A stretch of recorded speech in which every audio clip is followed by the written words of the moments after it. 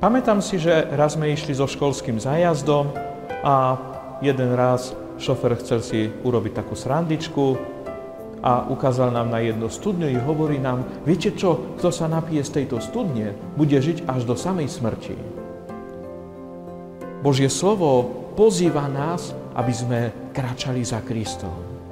Aby sme si dávali pozor, akou cestou budeme kráčať. Aby sme hľadali tú cestu, ktorú nám ukazuje Ježiš Kristus.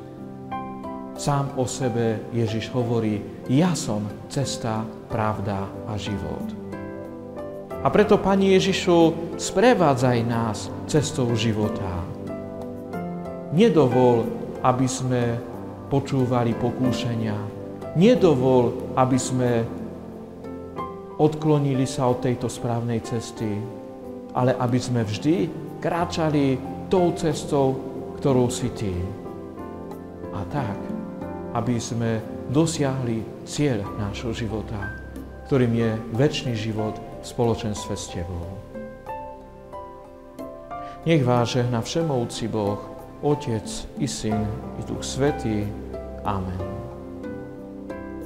Pochváľ buď Ježiš Kristus.